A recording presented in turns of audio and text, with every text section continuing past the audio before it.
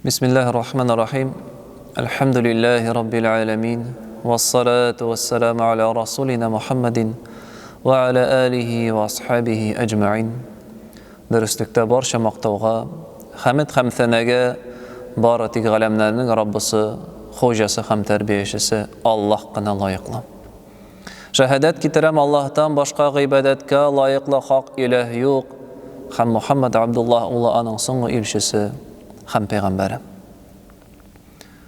Hurmatli musulmon qardoshlarım, sizning bilan davom etamiz. Allah Rabbimizga yoqinayu qoidalari degan darslarimizni. Ham bugungi darsimizning qoidasi bo'lar shul: Ma la yakunu billahi la yakun. Allah bilan bo'lmagan aybir bo'lmayashaq. Allah bilan bo'lmagan aybir bo'lmayashaq. Ya'ni Allah'ning yordamini umid etib, Allah Teala'ga tavakkallab ishlanmagan ish, boshlangan ish ol bo'lmayashaq. Allah Rabbimiz subhanahu va taala Qur'on kitobida Adam balasin bulay tasvirlaydi. Wa khuliqal insanu da'ifa. Kishi zag'if halda yaraltıldı. Adam balası bu dunyoga zag'if halda keladi. Ham umuman kishi ul zag'if zot. Aning tani zag'if. Ul shirli, ul qartaya, ul susi, ul ashig'a. Kesilsa qoni oga, nig'roq qoydir berilsa, yuqoridan tushsa, o'zining suyaklarini sindirga mumkin. Qartayg'ash, shashlari quyila. Nindidir rizq yaramasqa mumkin. Nindidir o'simliklar, o'lanlar, islar yaramasqa mumkin. Ya'ni umuman qaraganda Adam balasi kishi ul zag'if zot tani yog'indan. Ham shulay kishining ko'ngli shulay zag'if. Ani qo'rquv bosirga mumkin. Qayg'u hasratga sho'mirga mumkin. Ul kunlashi, ul husutlana, nashir fikrlar turunda o'ylay. Nindir buzuq amallarga, gunohlarga umtila. Shu aytib, ko'ngli de aning zag'if, ham kimchilikli. Şoňa da adam balası ul muhtoj. Allah Rabbimiz ayta: "Ya eyyuhan nas ve entumul fuqara'u ila Allah, wallahu huval ganiyyul hamid." Ey kişiler, siz Allah Rabbinizga fakirsiz, muhtojsiz. Allah ise ol boy ham maqtovli. Yani Rabbimiz Allah bizga ayta: "Ey kişiler dey." Manda umuman bütün kişilerge müracaat var. Yaşı da, qartı da, boyu da, fakir miskini de, dereceli, yuqarı oranlarda oturuşusu da, şolay tubanchilikka tushgani de, eri de, xotini da. Bütünüsü de kishi degan söz ostına kiralar. Ey kishilar diye Allah, siz fakir, siz miskin, siz muhtojsiz Rabbingiz Allahqa. Yani narsa degan söz bu? Kişinin bu dünyada bir nindi kuch quvvati yo'q.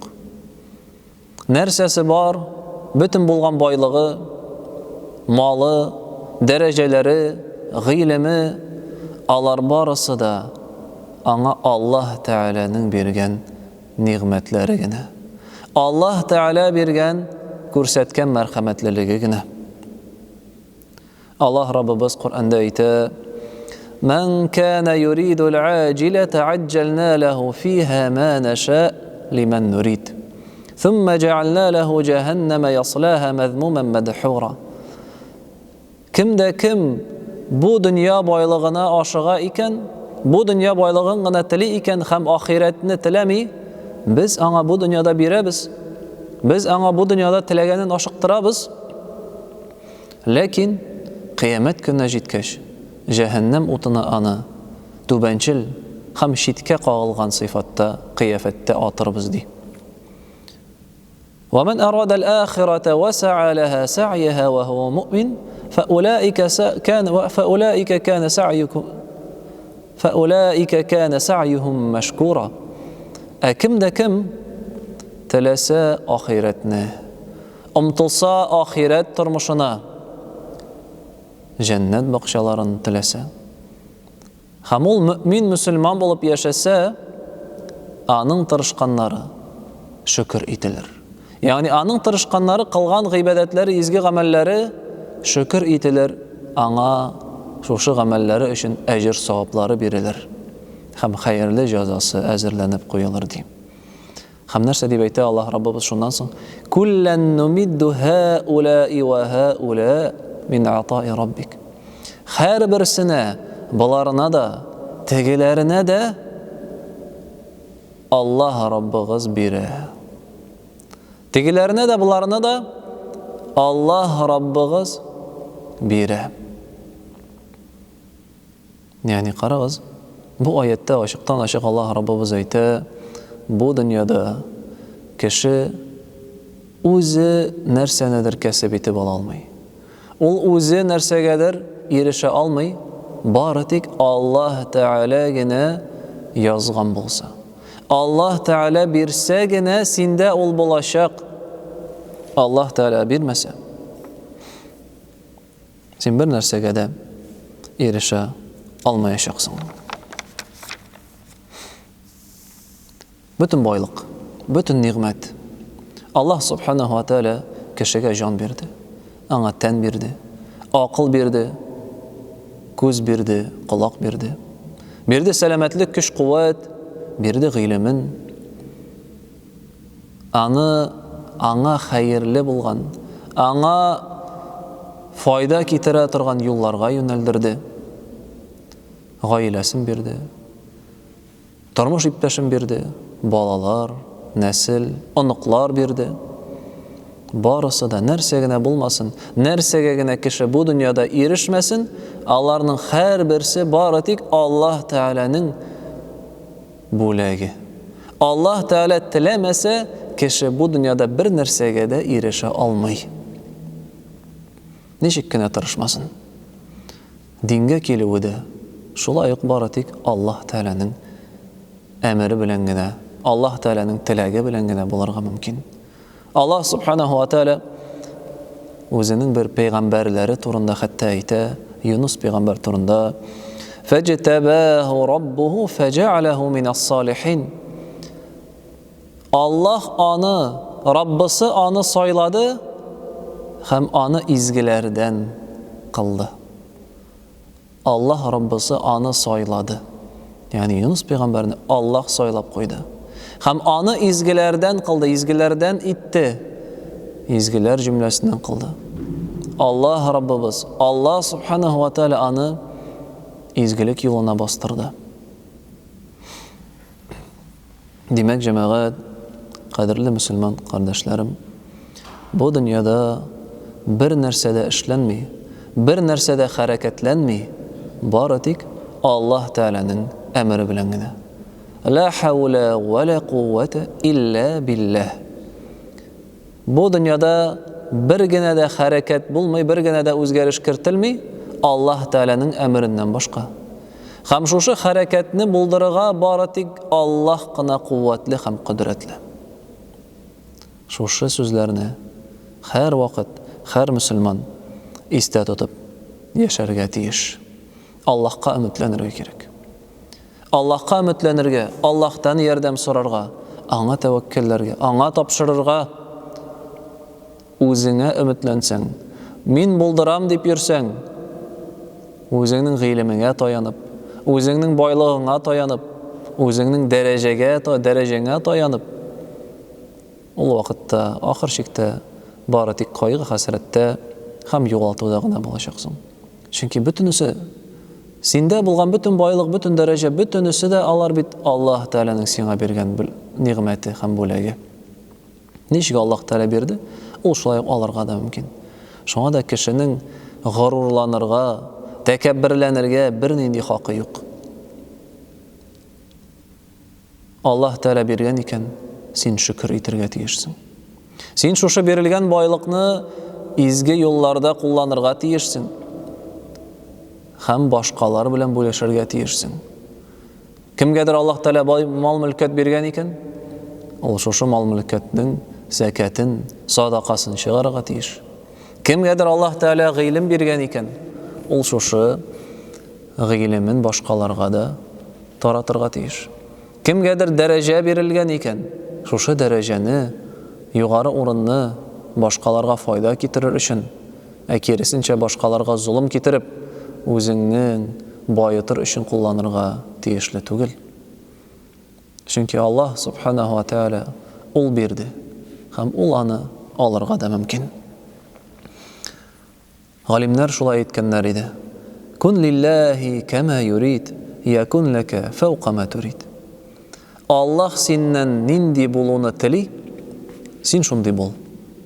Шул вакытта Аллаһны син теләгәннән дә өстенрәк күрерсең. Ягъни Аллаһ Тәала синнән нәрсә таләп итә, син шуларны эшлә.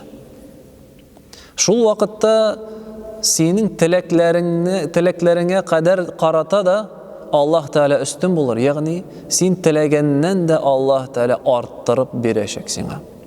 Әгәр дә син ул кушканча яшәсәң, ул кушканча эшләсәң. Монда һич бер шик юк. Шуңа да Пәйгамбәрбез саллаллаһу алейхи ва саллям әйтте: "Ихфазиллаһа яхфазк." Аллаһ Тәаланы син сакла. Ул да сине саклар. Аллаһ Тәаланың динен, аның тыйганнарын син сакла, шикләрдән чыкма. Ул вакытта Аллаһ сине саклар. Ихфазиллаһа таҗидһу туҗахак. Аллаһны сакла син. Син шул вакытта аны үз каршыңда күрерсең диде. Менә бу сүзләр бик мәгънәле. Әгәр дә син Аллаһны саклыйсың икән, Аллаһның шикләреннән чыкмыйсың икән, ул вакытта син нинди генә эшкә юнәлмә, нинди генә эш эшләргә ният кылма, син шунда Аллаһ Тәаланы күрерсең. Ягъни анда син Аллаһ Тәаланың ярдәмен табырсың. Ләкин нинди шарт? Нинди шарт Аллаһ Тәаланың ярдәменә ирешер өчен? Аллаһ Тәаланы сакла, динен сакла, шикләреннән чыкма, кушканнарын үтә, тыйганнарыннан тыйыл. Халал ризык кына аша, харамнардан ярагай, яраклаш һәм шитләш. Аллаһ Раббыбыз Субханаһу ва Тааля безгә көн сайын, һәр намазда, һәр рәкъәгатьтә Әл-Фатиха сүрәсен укырга буйырды. Һәм без аны укыйбыз. Әгәр дә ул буйрылган икән, димәк бу юкка гына түгел, һич шиксез. Әл-Фатиха сүрәсе ул Коръәннең анасы дип атала. Аның аятләре аз гына булса да, ләкин үз эшенә тулысынча бөтен Коръәннең мәгънәләрен алган. Һәм шушы аятларның берсе Iyяка нәъбуду ва iyяка нәстәгъин дигән. Бары тик сиңа гына без гыйбадәт кылабыз, һәм бары тик синнән генә ярдәм көтәбез, ярдәм сорыйбыз. Шушы сүзләрне без намазда әйтәбез һәр вакыт. Аллаһ Тәала хузурына баскач, Аллаһ Тәаләгә каршында башларыбызны иеп намазда булганда без шуны әйтәбез. Сиңа гына гыйбадәт кылабыз һәм синнән генә ярдәм сорыйбыз. Менә бу икенче өлеше. Синнән генә ярдәм сорыйбыз дигән. Менә шушы кагыйдәбез белән бәйле. Чөнки хакыйкатьтә бары тик Аллаһ Тәала генә ярдәм итә ала. Ул гына бу дөньяда безне теләгәннәребезгә ирештерә ала. Һәм ахирәттә дә үзенең мәрхәмәтлелеге белән җәннәт капкаларын безгә ача ала. Барысы да бары тик Аллаһ Тәаланың әмере астында. Һәм шушы сүзләрне телдә генә түгел, аны күңелдә булдыру кирәк. Чөнки кызганычка каршы күп кенә вакытта кеше сәбәпләрен үти, ниндидер гамәлләр эшли, ләкин күңел белән Аллаһ Тәаләгә өметләнү кирәк икәнлеген оныта. Ниндидер бер кимчелек барлыкка килде. Килә, сорый, нәрсә эшләргә, тормышта авырлыклар әйтеп китәләр. тормышыңны төзәт, намазыңны укы, гыйбадәтләреңне, фарыз гыйбадәтләреңне тәртипкә китер, тышкы кыяфәтеңне кара, ашаган ризыкларыңны игътибарга ал. Чөнки булар барысы да безнең тормышыбызга тәэсир итә. Һәм кеше төзәлер өчен бөтен нәрсәне эшли шуларны, шушы сәбәпләрне үти, ләкин ул бер мәсьәләне оныта, шушы бөтен эшләнгән гамәлләр, алар барысы да Аллаһ Тәгаләнең ярдәмен өмет итү нияте белән эшләнергә тиешләр. Аллаһ Тәгаләдән ярдәм өмет итеп, Аллаһ Тәгаләгә тәвәккәлләп һәм тапшырып эшләнергә тиеш бу эшләр. Булар бары тик сәбәп кенә. Хакыйкать ярдәм итүче, бәрәкәт иңдерүче, бәхет бирүче, күңелләргә тынычлык салучы, иманнарны куәтләүче, гыйлемебезне арттыручы, ул бары тик Аллаһ кына. Субханакаллаһумма ва бихамдик, ашһаду ан ла илаха илля ант, астагфирука ва атубу илейк.